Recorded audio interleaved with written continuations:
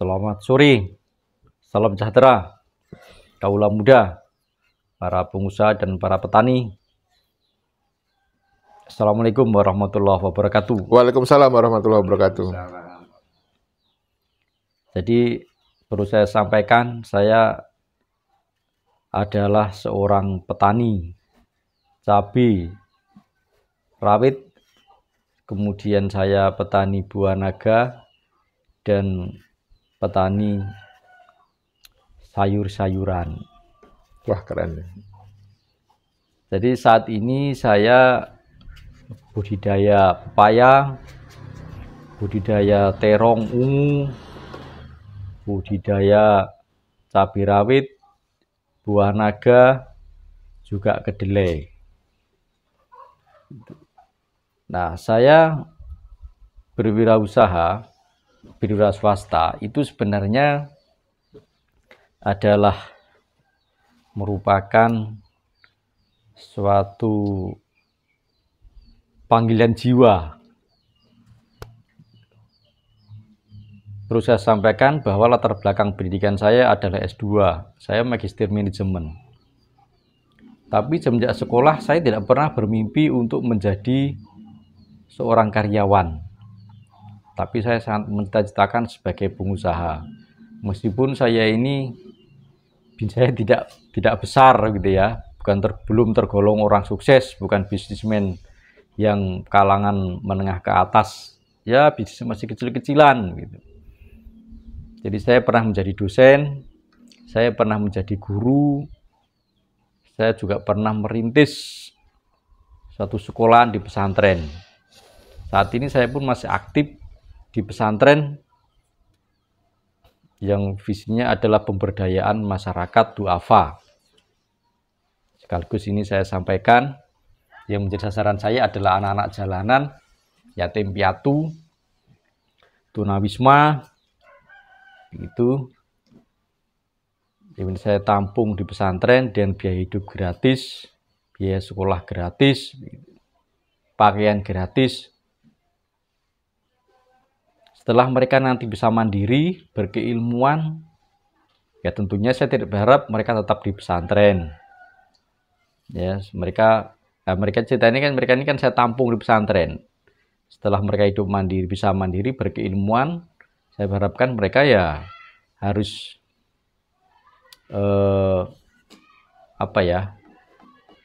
bisa tidak ketergantungan lagi dengan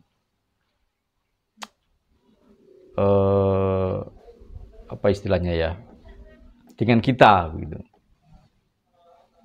Kemudian juga anak-anak jalanan itu mereka tidak profesinya tidak harus jadi pengamen dan sebagainya begitu, tidur di trotoar. Jadi setelah dibekali dengan ilmu, harapannya mereka bisa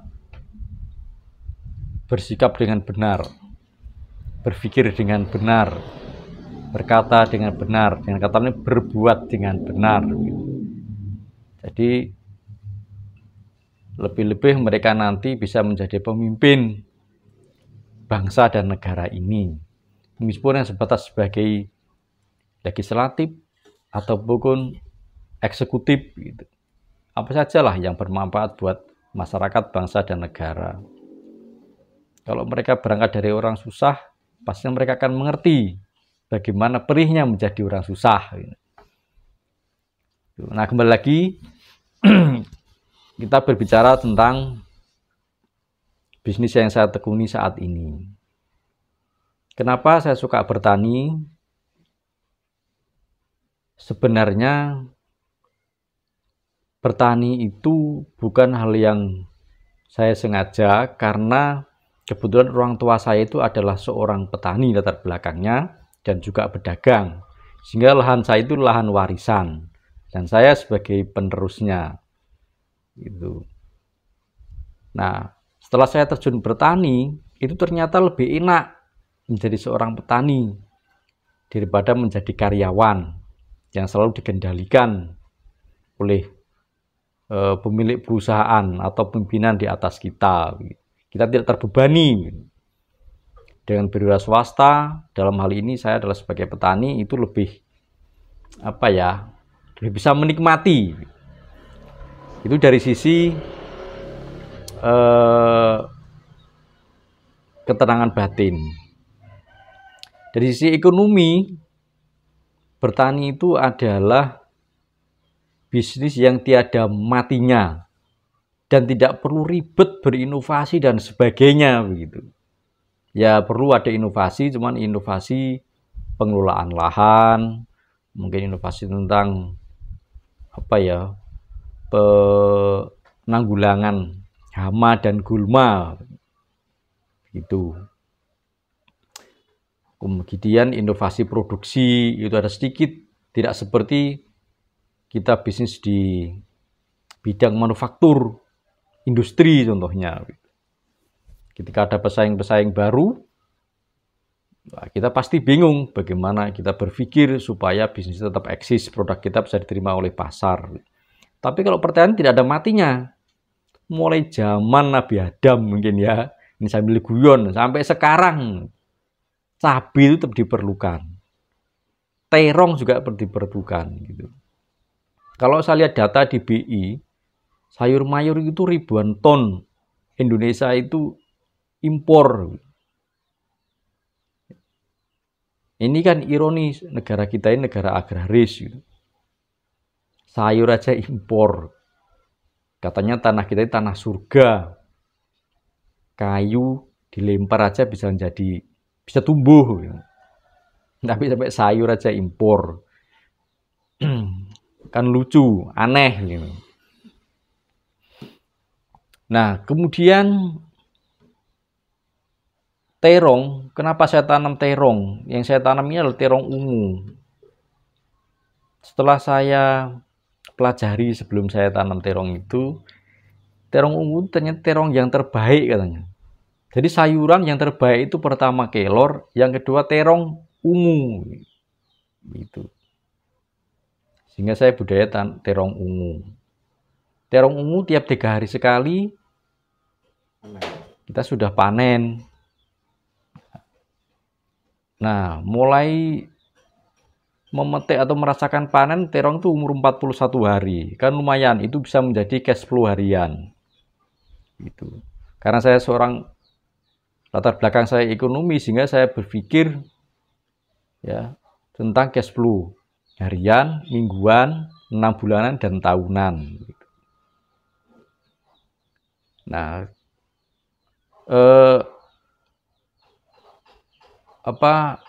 sisi positif yang menarik lagi dari pertanian adalah penduduk kita itu semakin tahun tidak semakin surut, malah semakin meningkat. Kelahiran selalu ada, tidak sebanding dengan kematian. Ya, tentunya sayur itu sangat dibutuhkan bagi setiap penduduk. Meskipun terong itu bukan satu-satunya sayur yang dibutuhkan. Ya, sayur itu banyak substitusi. Ada koro, ada apalagi terong hijau dan sebagainya. Namun perlu masyarakat kan tidak tahu kalau terong ungu itu merupakan sayur yang tergolong terbaik, sehingga ini bisa untuk mencukupi kebutuhan masyarakat, mencerdaskan anak-anak bangsa. Konsumsinya bukan makanan-makanan instan. Nah, kemudian saya tanam buah naga. Ya, saya tahu buah naga itu sejak tahun 2003. Itu adalah materi kuliah saya pada waktu di Pascasarjana. Nah, saya baru tanam itu sekitar 2 tahun yang lalu. Mengapa demikian? Karena otoritas lahan saya ini dulu masih di orang tua, sehingga saya tidak punya otoritas penuh dalam menentukan saya harus budidaya apa, tanam apa gitu, masih orang tua. Ya baru sekitar 1 tahun ini saya memiliki otoritas penuh, kewenangan penuh. Karena orang tua saya sudah tidak memungkinkan mengelola. Usianya sudah tua. Itu. Nah, buah naga pada waktu itu sekitar 2003 masih harga 100.000. Nah, sekarang harganya relatif bagus. Masih di angka 23.000, 25.000, terendah itu 15.000. Artinya bagi kaula muda yang punya lahan, baik di pekarangan rumah, ya, atau punya sawah, silahkan budaya buah naga. Buah naga merah, saya buah naga kuning juga ada, Golden Isis. Bahkan saya juga budaya buah naga yang lama, yang putih, yang kulitnya merah, dagingnya putih. Itu kalau orang menyebut itu buah naga dari mana? Lupa saya. Vietnam, mohon maaf. Naga di Vietnam itu saya tanam kembali. Kenapa? Karena saya amati harganya relatif stabil. Memang tidak begitu lebat buahnya itu. Nah, tapi harganya kan mahal. Dengan buah yang tidak begitu lebat, harganya lumayan tinggi, 15 sampai 18.000, 20.000 itu. Artinya penanganannya kita tidak begitu intens gitu, tidak perlu mengeluarkan energi tinggi. Coba kalau yang merah, buahnya banyak, bunganya banyak, ya kan? Jadi perlu penanganan yang sangat intens. Kalau buah naga yang putih ini tidak, tapi uangnya tidak kalah jauh dengan buah naga yang merah. Itu pertimbangan saya. Kemudian kenapa saya budidaya cabai rawit, ya? Saya berpikir bahwa buat cabai rawit, sayur cabai rawit ini memiliki opportunity yang sangat tinggi. Kenapa begitu? Cabai rawit ini dikonsumsi oleh masyarakat itu sudah hampir seperti sejajar dengan beras. Substitusinya nggak ada, tapi setiap orang butuh cabai rawit. Setiap rumah tangga ya, itu butuh cabai rawit. Hampir seperti beras. Beras itu meskipun ada substitusinya, seperti jagung, mungkin telo, tapi masyarakat kan lebih suka, atau pasar lebih suka mengkonsumsi beras daripada telo. Makan telo 1 kilo dengan makan beras 1 kilo, ya, masyarakat Indonesia itu merasakannya berbeda. Kalau makan telo 1 kilo malah bikin sakit perut, tapi kalau beras 1 kilo mereka tambah sehat. Nah, tentunya ini ada kaitannya. Kalau orang hanya makan beras saja, itu selain perut kenyang, menambah energi, akan tetapi potensi memicu penyakit diabetes. Nah, kenapa? Karena beras kita saat ini sudah kehilangan jauh dari unsur serat. Nah, itulah pemicu, sehingga menjadi pemicu kalau kita banyak konsumsi beras bisa mengarah menimbulkan penyakit diabetes. Nah, tentunya harus makan buah sebagai untuk memenuhi serat dalam tubuh kita, sehingga masyarakat Indonesia menjadi sehat. Nah, kita kembali berbicara tentang tanam cabai rawit. Tentunya tanam cabai rawit itu memang agak sulit, tetapi kalau kita mau pelajari, ya, sebenarnya tidak sulit. Ini kita berbicara sains, jangan bicara tentang apa ketentuan ilahi. Kalau ketentuan ilahi berbeda gitu. Ya, tentunya semuanya kembali penentunya adalah Yang Maha Kuasa. Meskipun secara sains benarnya begini, tapi kalau Yang Maha Kuasa berkehendak lain tetap berbeda hasilnya. Nah, saya bukan seorang petani mulai kecil. Saya bertani baru 1 tahun. Saya pernah tanam melon juga gitu. Jadi kembali tanam cabai rawit itu, kalau kita tahu ilmunya, kita pelajari ilmunya terlebih dahulu, insya Allah tidak sulit dan itu sangat menguntungkan. Sehingga mari para pemuda,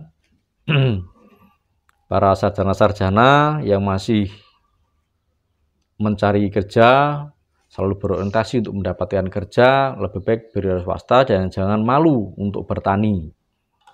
Nah, bertani adalah profesi yang sangat menjanjikan, peluang pasarnya sangat bagus. Bukan hanya baik, itu sudah sangat bagus. Jadi melihat peluang itu begitu. Analisa kebutuhan pasar. Semakin tinggi dibutuhkan oleh pasar dan kepastiannya adalah kuat, nah itu peluangnya berarti semakin menjanjikan. Mungkin itu yang bisa saya sampaikan. Kalau ada pertanyaan, silahkan. Saya kira sudah lengkap. Monggo silakan ditutup. Ada saran-saran lagi, silakan. Oh ya, itu yang bisa saya sampaikan. Ya, atas kekurangan saya minta maaf. Saya berharap generasi-generasi muda untuk tidak malu, tetap semangat untuk bertani, agar negara kita itu tidak tergantung impor, khususnya adalah produk-produk pertanian. Ya, tentunya sebelum saudara memutuskan untuk budidaya apapun, tolong pelajari terlebih dahulu. Sekarang mempelajari tentang penyakit suatu tanaman itu tidak sulit. Bisa browsing melalui Google. Dan tidak semua yang ada di Google itu bohong. Ya, tidak semuanya itu hoax, meskipun ada yang tidak valid gitu. Itu sekali lagi, kalau Anda memutuskan mau bertani, ya pelajari dulu apa yang menjadi risiko, kriteria dari tanaman yang akan saudara budidaya. Mungkin itu yang dapat saya sampaikan. Salam bertani untuk kaula muda. Assalamualaikum warahmatullahi wabarakatuh. Waalaikumsalam warahmatullahi wabarakatuh.